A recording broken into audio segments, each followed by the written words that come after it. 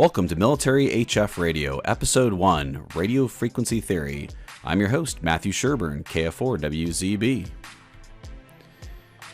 We have 9 episodes to cover, so today we'll be covering Episode 1. Each episode is going to touch base with the previous episode and build upon previous concepts. So make sure to like and subscribe so that you can keep continuing your education into Military HF Radio. The agenda for today: the Federal Communications Commission Amateur Radio Licensure, Army Doctrine and Training Overview, Radio Communications, Wave Propagation, Propagation Paths, and then finally, Solar Activity Effects on Communications. So, FCC Amateur Radio Licensing, why? We all need to be technical leaders in our organizations, whether it's being a soldier, NCO, or officer.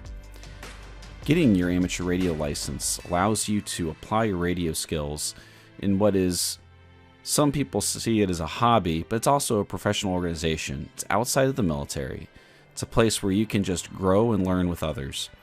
You become a member of a worldwide professional organization. The Amateur Radio Relay League is the National Association for the United States. Other countries have amateur radio in their own versions of the Amateur Radio Relay League.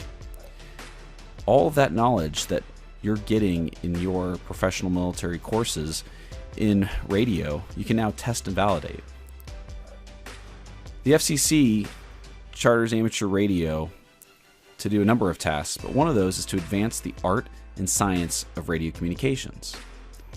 The amateur radio license is to a 25 uniform, which in the U.S. Army, the military occupational specialty of radio telephone operator, that is to getting your Net Plus or Security Plus for 25 Bravo, which is our automations soldiers. So testing classes are offered closer to you than you think, and you can find a class or an exam by looking at either of those two URLs. There are numerous amateur radio clubs hosting classes and exams near military bases, or if you're a National Guardsman or reservist that during your day job you're not really near an actual base, they're everywhere. So please give that a look. Now, finally, U.S. Army Doctrine and Training. Every service has their own versions of their doctrine for HF radio and tactical radio operations, but here I'm just going to talk about the Army. And you can actually access a fair majority of our doctrine through https://armypubs.army.mil through the Publications tab. Let me bring that up real quick for you. If you click on the Publications tab and go down to Doctrine and Training, you can look at the whole host of various types of doctrine. And so with that, I'll show you at least the 2 critical ones that will assist you. So ADP, the Army Doctrine Publication 6-0 for Mission Command, published on May 2012. ADPs are kind of like your executive summaries, in this case of each of the warfighting functions. Mission Command is a warfighting function. For the other sister services, it's known as Command and Control. There is some debate on whether or not Mission Command should be considered a philosophy and not a function, but we shall see if it goes back to Command and Control for the Army in the future. Nested under that is a little bit more text into Mission Command in the form of Army Doctrine Reference Publication 6-0. And nested under that is Field Manual 6-02, Signal Support to Operations, from January 2014. Back in the day, a couple of decades ago, the field manuals used to be chock full of technical data, and the Army has elected to push that technical data further down into Army Techniques publications, technical manuals, technical bulletins, and training circulars. So some people will see these field manuals and say, oh my gosh, the Army's lost it all, where did it all go? I will tell you right now, it's found in Army Techniques Publication 6-02.53, Techniques for Tactical Radio Operations from January 2016, fairly recent. You can access that, anybody can, through that website I just said. There's a whole host of other ATPs and some TMs and some technical bulletins, but I would not worry about those. But the last one, absolutely. TC, or Training Circular 9-64, the Communications Electronics Fundamentals, Wave Propagation, Transmission Lines, and Antennas from July 2004. Absolutely access that as well. In fact, most of this episode is based on TC 9-64. That's where the Army took everything from the field manual, put it into this document right here. You study that, folks that are not amateur radio operators, you study this, and you're already well on your way to getting your technician class license. I'll tell you that right now. So, ATP 6-02.53, TC 9-64. Download that and read that at your leisure. So let's start off. Radio communication systems. Pretty intuitive. You have a transmitting station whose energy is transmitted through a transmission line to an antenna, which then radiates the radio frequency energy through some medium, and then received by a receive antenna that then couples that energy through the antenna into the transmission line and into your receiving station. Your ability to work radio is based on 5 factors. Your skill as a radio operator and planner. And yes, officers, you do need to have some degree of technical experience with HF radio in order to effectively plan. So get on that. Your equipment and how to use it. Antennas, tuners, amps, power supplies. Understanding radio wave propagation. The antennas that you use. And then finally, the frequency range you select. I cannot stress enough antennas and frequency. Radio waves, frequency and wavelength. Here we have a wave, and on our x-axis, it is in terms of time, and then our amplitude here, defined as the height of a wave crest above a reference line, and indicates the size or magnitude of a wave or current. We have a cycle, which is the combination of one complete positive and negative alternation of an alternating wave. We would say that there is one complete cycle from crest to crest, or it could do trough to trough. It just has to be the same reference point. Wavelength. The distance in space occupied by one cycle of a radio wave for a given period of time, expressed in meters and represented by the Greek symbol lambda. Frequency, which most people normally work with, is the number of cycles completed in 1 second and expressed in hertz, after Heinrich Hertz. So when you use units for frequency, always make sure to capitalize the H in honor of Heinrich Hertz. It shares an inverse relationship with wavelength. So as frequency increases, the wavelength decreases. So within 1 second, you increase the number of cycles, but in order to increase the number of cycles within that same 1 second period, you've got to shrink the distance between the crests or the troughs. Now, there's something else that is involved in wavelength and frequency relationship.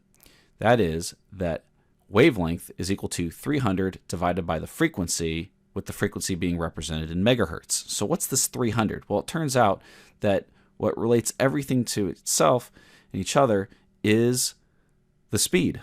In this case, radio frequency waves move at the speed of light. So what is the speed of light? Well, it's 3 times 10 to the 8th meters per second.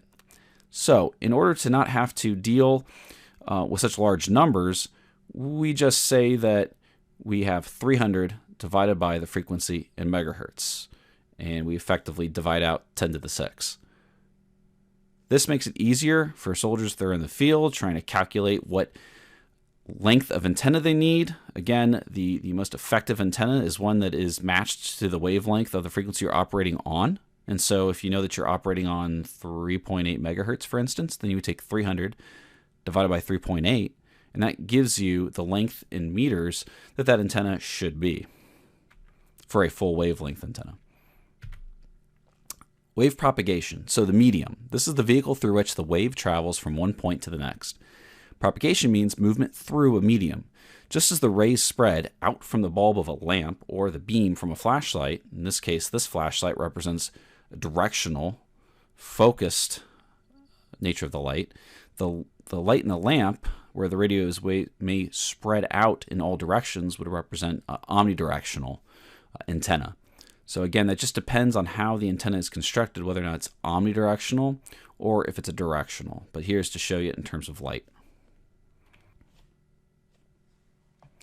Components of the electromagnetic wave. This wave is the radio frequency energy that your system is radiating. So what does it consist of? You have an electric field, or an E field, which results from the force of voltage, potential difference. Then a magnetic field, the H field, results from the flow of current. The E and H fields are at right angles to each other and determine the polarization of the wave, created whenever an electric current passes through a wire, which is what your radio is doing. Radio systems that have cross polarization greatly reduce signal power. The electromagnetic field is used to transfer energy as communications from point to point. An antenna is a propagation source of these electromagnetic waves. So let's look at the first type of polarization, known as vertical polarization. The polarization itself is determined by the E-plane. So we have vertical antennas on either side of the system, and we see that vertical polarization is perpendicular to the Earth's surface. You mainly see vertical antennas in those vertical whip antennas on tops of vehicles. So then we have also horizontal polarization, in which the antennas are parallel to the Earth's surface. And you mainly see those if you're looking at tops of homes that may have TV antennas. Those are horizontally polarized. Or more specifically, those antennas are called Yagi-Uda antennas, and those are ones that ham radio operators especially use for their operations on HF to direct the energy into a particular direction. Now, what happens if we have a vertically polarized transmitting antenna, like you see on the top left, but then received by a horizontally polarized receiving antenna? Well, what you're going to have is almost minimal coupling of the E-plane, or the electric lines of force, by that receiving antenna, in which case you will barely get any signal. So it's absolutely imperative that on both ends of your radio system that you're keeping and maintaining the same polarization of antennas. Propagation paths. We can have a direct wave, which it travels directly from the transmitting antenna to the receiving antenna. We see this mainly in line of sight antennas. It's limited by the distance to the horizon or line of sight. With that said, the antenna height and curvature of the Earth are also limiting factors. Radio horizon, which is actually a thing, is about 80% greater than the line of sight because of diffraction effects. In fact, the wave front, as it moves towards the edge of that horizon, will end up bending the front of that wave down and around, if you want to call it that, over the curvature of the Earth, but just for a little bit longer before it attenuates to the point where there's almost no signal left. Surface wave reaches the receiving site by traveling along the surface of the ground. A surface wave follows the contours of the Earth due to diffraction. Terrain affects propagation, so let's take a look at that. Saltwater has very good connectivity, all the way down to jungle, very poor. And you're like, oh wow, jungle has a really moist environment with lots of vegetation, but it's because of that that causes these direct waves to attenuate heavily. And you know this if you've ever been in the woods, not just the jungle, but just any woods, and you're trying to transmit, let's say on your VHF Singars radio, you're not going that far. Why? Those radio waves are getting heavily attenuated, absorbed by the trees. So something to think about. Ground reflected wave. When they're reflected from the Earth's surface, the reflected wave undergoes a phase reversal of 180 degrees. And we're going to talk about this because this can have and result in fading due to destructive interference between having one signal that comes in, as you see there, a direct wave in phase, and then you've got this ground reflected wave going in a phase reversal. And once those two signals match up at the receiver, they can actually either help each other or actually destruct the signal to the point where the receiving antenna gets a deep fade. More on ground wave propagation. So again, with the antenna, with ground wave propagation, increased antenna height increases distance. Vertical polarization is best for ground wave propagation. If you increase transmitter power, it can increase distance, but not proportionately that you think about, meaning that if you are operating 20 watts, that gets you about 5 miles, that if you have a 2 times increase in power, that's going to get you a 2 times increase in distance. That's not the case, so you just need to understand that. Better ground connectivity increases distance. There's less noise during daytime. There's less bandwidth leads to increased distance of your signal, meaning if you use a modulation scheme that uses less bandwidth to operate on, then you can potentially get a increase in distance. So best way to describe this, if you know Morse code, very minimal bandwidth versus using your voice to communicate with, that takes a lot more bandwidth to get that message across, that Morse code will go and travel a further distance. Obstacles such as intervening trees will decrease distance. Skywave propagation. This is the bread and butter of HF communications right here. Skywave propagation is refraction of a radio wave by ionosphere, and that is the sole property of skywave right there. And that's what allows you to achieve long and intermediate range. So let's look at the layers of the atmosphere. A little quick lesson, if you did not know this, here you go. So the Earth's atmosphere is divided into 3 separate regions or layers. They are the troposphere, the stratosphere, and the ionosphere. The layers of the atmosphere are illustrated in this figure, 2-10. The troposphere is the portion of the Earth's atmosphere that extends from the surface of the Earth to a height of about 6 kilometers at the North Pole or the South Pole, and about 18 kilometers at the equator. Virtually all weather phenomena take place in the troposphere. The temperature in this region decreases rapidly with altitude and when clouds form, and there may be much turbulence because of variations in temperature, density, and pressure. These conditions have great effect on the propagation of radio waves. The stratosphere is located between the troposphere and the ionosphere. The temperature throughout this region is considered to be almost constant, and there is little water vapor present. The stratosphere has relatively little effect on radio waves because it is a relatively calm region with little or no temperature changes. And finally, the ionosphere extends upward from about 50 kilometers to a height of about 400 kilometers. It contains 4 cloud-like layers of electrically charged ions, which enable radio waves to be propagated to great distances around the Earth. This is the most important region of the atmosphere for long-distance point-to-point communications. And as a fun fact, the International Space Station has an orbit height of about 225 miles, so it's at the very upper end of the ionosphere in low Earth orbit. So let's look more specifically at the regions of the ionosphere, because this is where all the HF magic happens. So we have 4 layers, and we'll start off with the D layer, which is the closest to the Earth's surface. D layer ranges from about 30 to 55 miles. The ionization in the D layer is low because it is the lowest region of the ionosphere. This layer has the ability to refract signals of low frequencies. High frequencies pass right through it and are attenuated. After sunset, the D layer disappears because of the rapid recombination of ions. The next layer up, the E layer, limits are from about 55 to 85 miles. This layer is also known as the Kennelly Heaviside layer because these 2 men were the first to propose its existence. The rate of ionic recombination in this layer is rather rapid after sunset, and the layer is almost gone by midnight. This layer has the ability to refract signals as high as 20 megahertz. For this reason, it is valuable for communications in ranges of up to 1,500 miles. The F layer exists from about 85 to 250 miles. During the daylight hours, the F layer separates into 2 layers, the F1 and F2 layers. The ionization level in these layers is quite high and varies widely during the day. At noon, this portion of the atmosphere is closest to the sun, and the degree of ionization is maximum. Because the atmosphere is rarefied at these heights, recombination occurs slowly after sunset. Therefore, a fairly constant ionized layer is always present, both day and night. The F layer are also responsible for high-frequency, long-distance transmission. Now let's talk about propagation, hops, and skip zones.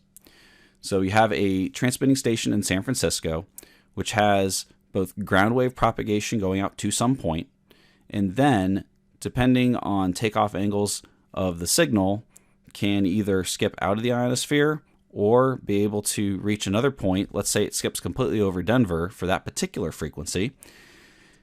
And then another skip happens off to Chicago, and so on and so forth. The thing is that there is actually no skip zone as long as you have the proper antenna and frequency selected. You're the actual person that's causing the skip zone because you're on a particular frequency that so happens to have to skip over that city or that area. And so we can get it so that you can get a almost near vertical incident takeoff angle that allows the communication to, let's say, go out up to Denver from San Francisco. That's actually kind of a stretch, but let's just go with it. And you could have the ground waves take care out to a certain point, and then the signal come back down on, let's say, Denver, in which case you would eliminate a skip zone. There can be instances in which you have destructive interference or fading because the signal, by sending it so high directly up and coming almost back down, particularly in the same regions where your ground waves are propagating out to, that they can mix with each other and destruct. And we'll talk about that in another slide. How you mitigate that? Well, you can use special NIVIS antennas to hopefully mitigate that issue. You go over some propagation terms. So we have the maximum usable frequency, lowest usable frequency, and the optimum working frequency. So maximum usable frequency varies from day to day. They can typically use sounding to see what is the maximum frequency for that area out to some distance that will work. However, by its definition, though, that is where it would be available 50% of the time. The lowest usable frequency, which is as far low as you can go before the ionosphere ends up absorbing the signal instead of refracting it, that's also good for 50% of the time. So you never want to tell your commander, sir, ma'am, we're going to go with maximum usable frequency, but it's going to work about 50% of the time. No. So we have what's called the optimum working frequency. Now, the acronym is actually FOT, and some people incorrectly say that that is the frequency of optimum transmission, but it's actually the optimum working frequency. It's just that in French, it is the fréquence optimum de travail. That is what it's based off of. Now you know. This is the highest frequency at which the ionospheric propagation between two locations is available 90% of the time. That your commander can go with. So, where is the optimum working frequency with relation or in relation to the maximum usable frequency? It happens to be 15 to about 25% below the maximum usable frequency. Propagation data is affected by the time of year, day, and solar activity. So you just have to keep that in mind.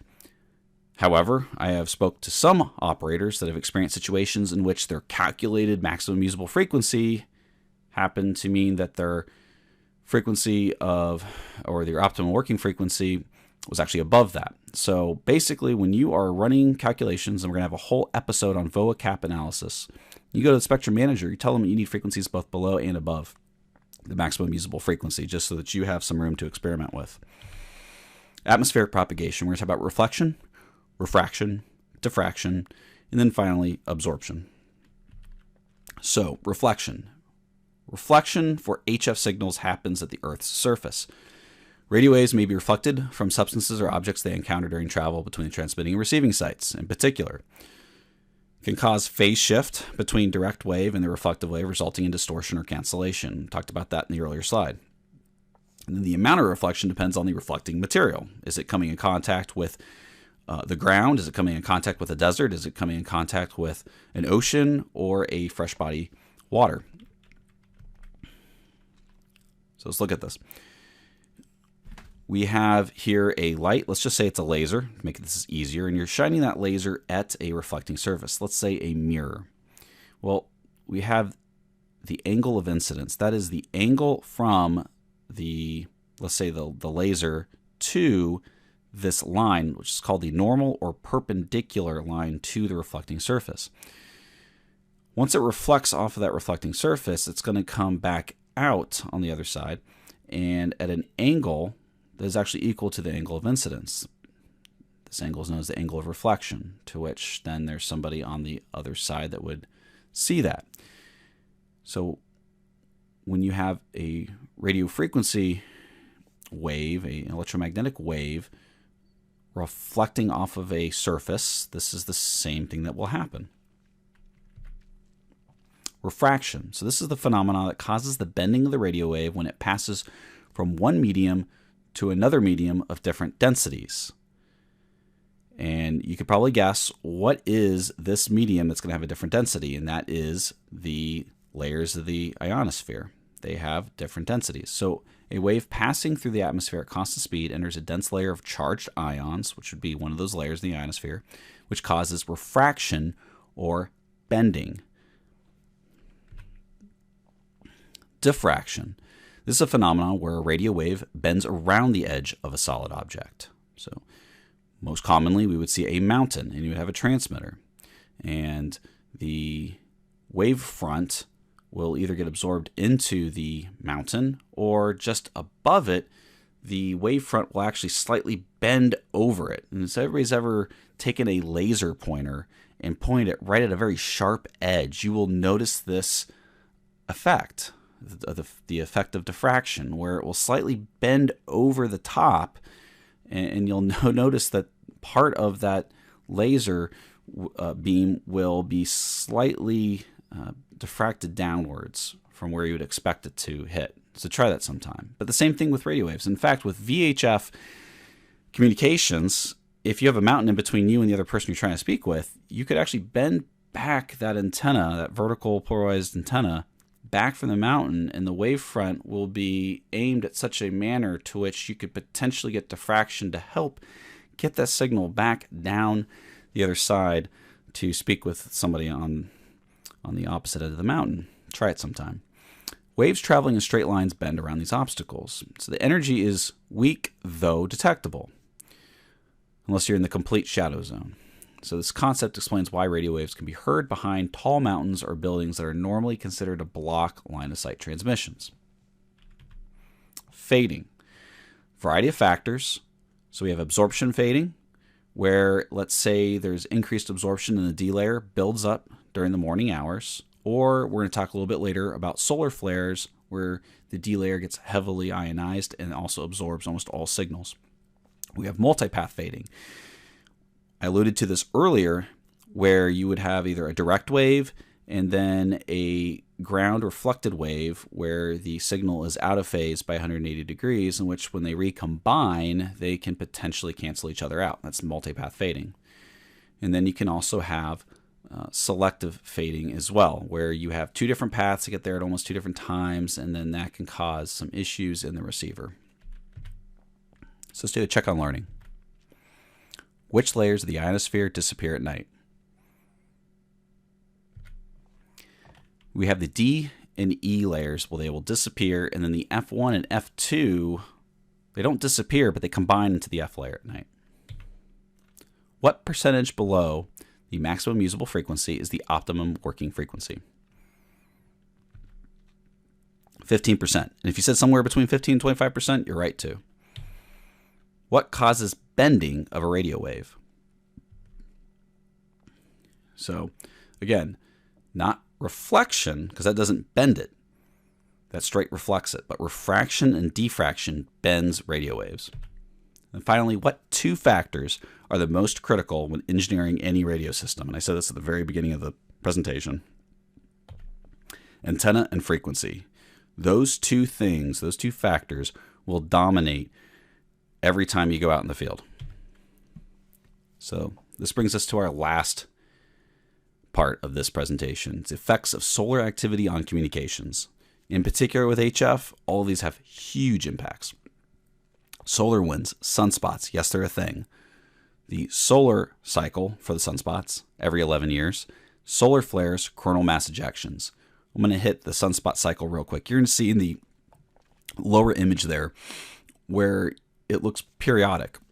You have a solar cycle going on every 11 years, just about. And depending any given 11 years that go by, just how strong it's going to peak out at. In fact, in the just before the 1960s, it was just a heyday for amateur radio. We had almost 200 sunspots. And what does that mean? Well, sunspots allow more ionization of those layers, meaning better propagation conditions. When the solar cycle is at its minimum, well, things are not that good. We can still communicate, kind of, but it's just not as good as it used to be, right? So What we're going off of is solar cycle 24, and solar cycle 25 is starting to pick up, but right now we're looking at anywhere between 7 to maybe 15 sunspots, maybe less right now each day as of September 2018. But it's only going to get better, so just stick with it, especially if you just got into HF and you're wondering what's going on. Well, it's just going to get better until it goes back down again, another 11 years, right? So solar wind. The solar wind is a stream of charged particles ejected from the upper atmosphere of the sun. It consists mainly of electrons and protons, and the stream of these particles varies in temperature and speed over time. They escape the sun's gravity because their high kinetic energy and high temperature allow them to escape. So think about that. The sun's gravity is absolutely intense, and so these particles are actually leaving it. I mean, think about what it took to get the Saturn V rocket to escape our own gravity. So these particles got a lot of energy behind them. Sunspots are temporary phenomena on the photosphere of the sun that appear visibly as dark spots. Why are they dark? Well, this is the intense magnetic activity. And these solar flares and coronal mass ejections originate in magnetically active regions around these visible sunspot groupings. Could we say that there's more solar flares when we have more sunspots? Absolutely. That could absolutely be true. Solar flares. An explosion of the sun that happens when energy stored in twisted magnetic fields suddenly just snaps and releases. Produces bursts of radiation across the electromagnetic spectrum from radio waves to X-rays and gamma rays. And so we have three classes of solar flares. We have the X-class. These are their big major events that can trigger planet-wide radio blackouts. We have M-class, or medium size, that can cause brief radio blackouts.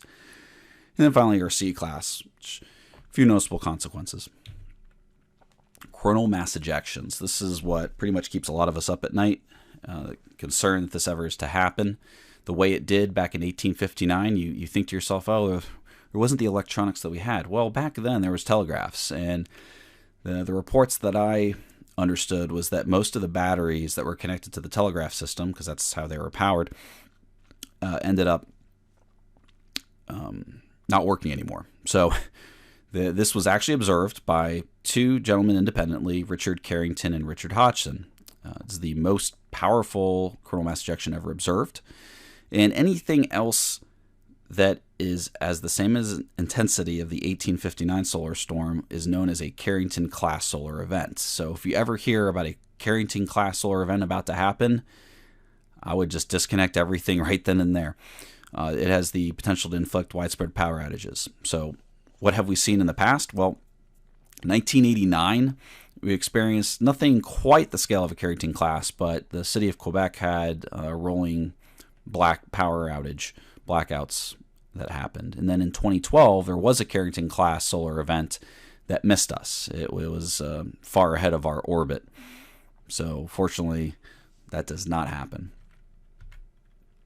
Flare effects. I alluded to this earlier, but when we have a flare, there's X-rays from the flare site. When they get to our ionosphere, the D region will actually be heavily ionized by that flare effect. And that's not good, because this is the layer of the ionosphere that's closest to the Earth. If that gets heavily ionized, it will actually absorb most HF radio waves. And if that happens, well, we're going to get severe fading of our signal. So that's also not good when that happens. And that's a temporary phenomena that happens. So what can we do about it? Well, space weather. And we can actually look up what is the space weather for today. So if you want to annoy your intel officer to make them want to brief this as well on top of normal weather, go for it. But there is a website. It's swpc.noaa.gov that will allow you to see what the conditions are. It will also give a forecast of what may be coming in the next 3 days, and also for gamma rays, it will go out almost 27 days. So you can also look at the same website, but then look at noaa-scales.explanation to actually figure out what the scales are all about. The variations, again, in the ionosphere. You have regular and irregular. So predictable, daily, just caused by the rotation of the Earth. We know what the layers of the ionosphere are going to do in a 24-hour period. We also have seasonal, where we have the north and south progression of the sun. So depending on more heavy ionization in the north versus the south, depending on which way the Earth's tilted, 27 days. Did you know that the sun rotates on its axis every 27 days? And so that rotation of the sun and the way in the sunspots that are on it, depending on what side of the sun we get, there's 27-day rotation. And then finally, sunspot activity. We know that every 11 years, we are going to go to almost no sunspot activity to a maximum. And then irregular would be your coronal mass ejections and your flares. There's just no way to predict those. They just happen. Variables to HF usage. I'm going to keep hitting it again. Antenna and frequency, followed by power, location, time of day, and then if we have solar flares or sunspots. Join us for our next episode on military HF history. If you like this, please hit the like button and also subscribe if you're not already subscribed.